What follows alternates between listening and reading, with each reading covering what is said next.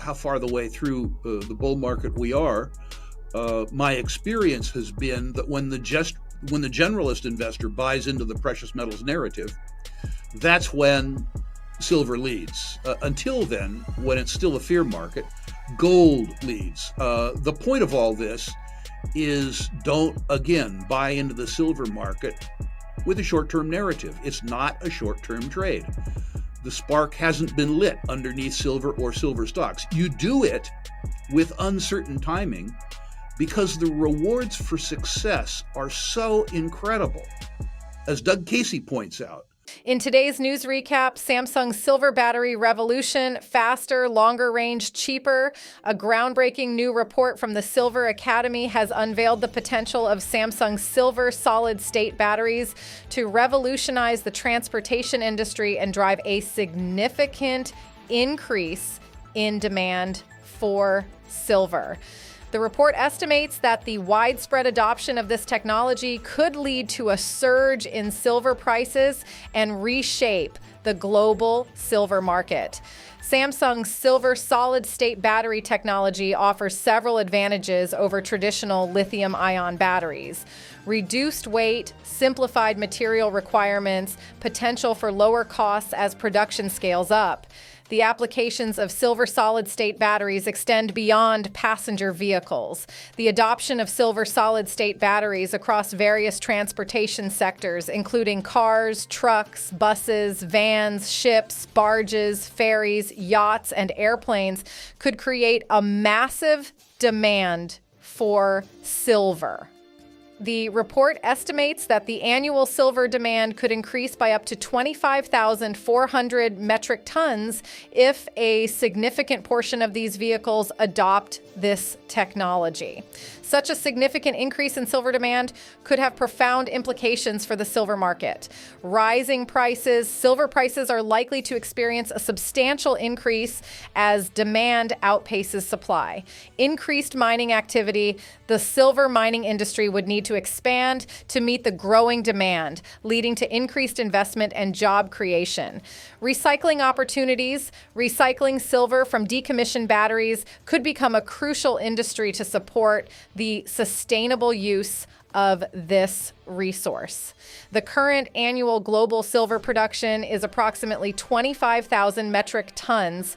If the estimated increase in demand due to the adoption of silver solid-state batteries materializes, it could represent a 101% increase in silver production. This would put significant strain on the existing mining infrastructure and potentially drive up silver prices. Samsung's silver solid-state battery technology has the potential to transform the transportation industry and drive a significant increase in demand for silver. As the world transitions to electric vehicles and other forms of sustainable transportation, the silver market is poised for a period of growth and opportunity. Now we'll show you the best clips of the latest interview, but first, smash the subscribe button, hit the like button, and turn on notifications so you do not miss out our daily recaps. Names include Agnico Eagle, although it's had a hell of a run. It's worthy to note that unlike the big two miners concentrated in Nevada, they're concentrated now in Northern Ontario. But if you look at their reserves and resources on a 100% owned basis, rather than the 42% owned by Newmont or the 58 or whatever it is percent owned by Barrick, the equivalent ounces are the same. So I'm attracted to Agnico Eagle. You may know that I had Sean Boyd at my Natural Resources Investment Symposium in Boca Raton. I had the great pleasure of having him for lunch and really got to get in his head about how he built Agnico Eagle and how he continues to function as chairman now that he's no longer CEO. So I would consider that the bellwether operator. Endeavour Mining in Africa has sold off like a boulder off a bridge after thanking and excusing their CEO for financial improprieties. It doesn't change their status as a low-cost producer, nor does it change their development pipeline, although there is some concern that some of the operating management left to go to a new company, Lundin-backed, called Montage. But I would look at Endeavour for people who have the courage, the political courage to operate in West Africa. But people really need to focus on the highest quality names. And I would say the highest quality names are, respectively, Franco-Nevada and Wheaton. Franco is particularly attractive because it's underperformed. It has underperformed because an asset which was 14% of net asset value, the Panamanian asset, was at least temporarily nationalized. The arithmetic around this from Franco shareholders' point of view is interesting. The stock declined 42% because 14% of net asset value went away. It shows you that most speculators are very, very, very bad at arithmetic. So I think that's a reasonable smattering of names that people can look at. Coming down the quality trail a little bit, I think if you see any big sell-offs in G Mining now that they've acquired Reunion, that would be worth looking at. A lot of Reunion shareholders owned the stock because it would be taken over. Now that it's been taken over, they have no continuing reason to own the stock.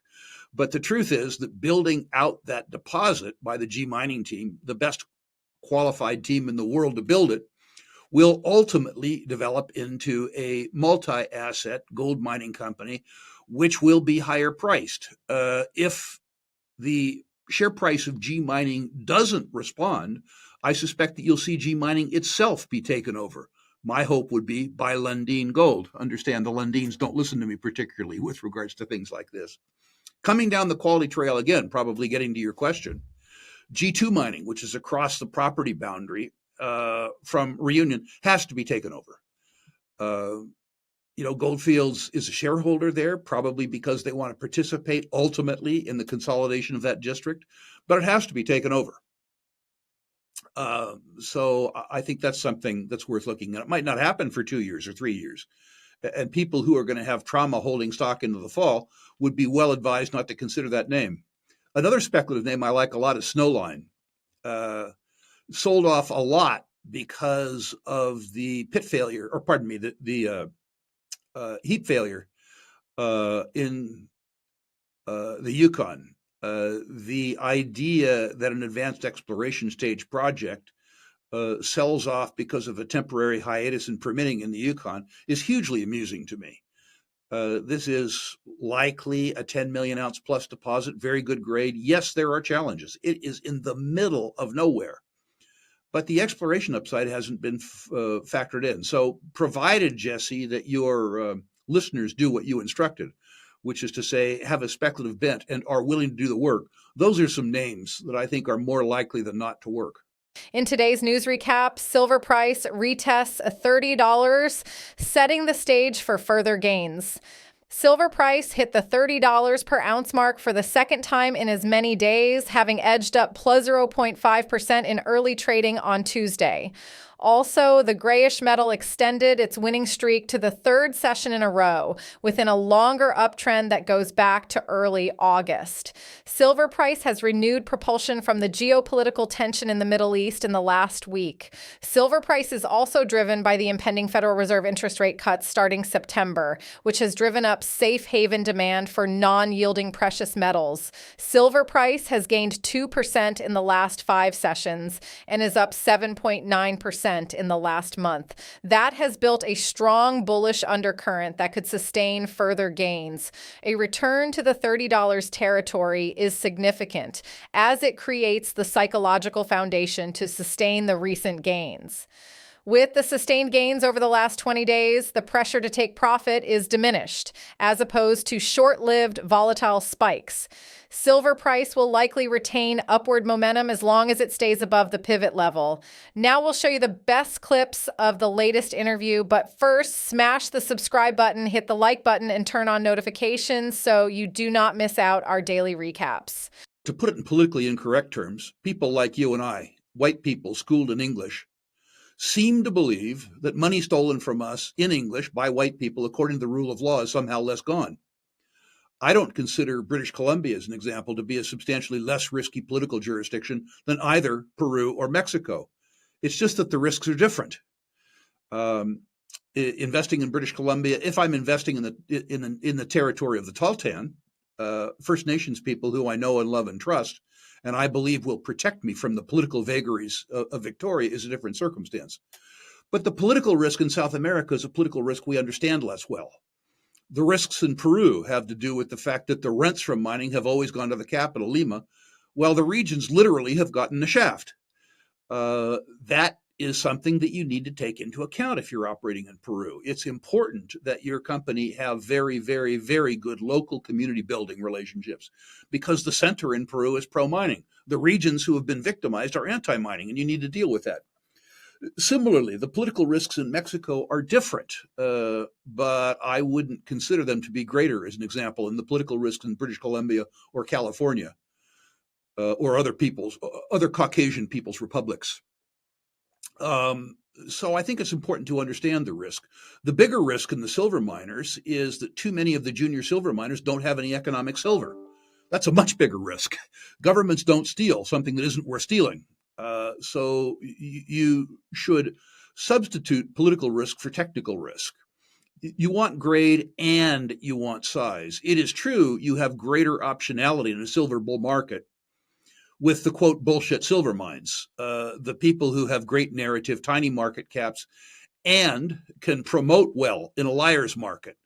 But there's too much risk assuming that somebody even dumber than you is buying a burning match after you buy it in a bull market. So you want the higher quality names. And the higher quality names aren't markedly more expensive, or frankly, are often less expensive on a net present value than the more speculative ones. Want silver? Look at MAG, a big, big, big silver producer. Way too much G&A. Way too much G&A. All they really have to do is audit their partner, Fresnillo, and they pay themselves very, very well for doing that. Meanwhile, world-class ore body. I'm attracted to the discoveries made by Vizsla Silver. I'm attracted to the discovery made by Abra Silver. I'm attracted, although it is expensive, to the superb operating performance of Aya Silver. I mean, these guys have just knocked the ball out of the park operationally. I'm impressed, too, with the operating performance of Silvercrest, although I need to see a new reserve and resource statement to increase my confidence about the fact that this is a long enough lived ore body to give me the net present value that I'm hoping for. Silver investors need to understand that silver generally lags gold in a bull market, depending on how far the way through the bull market we are. My experience has been that when the generalist investor buys into the precious metals narrative, that's when silver leads. Until then, when it's still a fear market, gold leads. The point of all this is don't, again, buy into the silver market with a short-term narrative. It's not a short-term trade.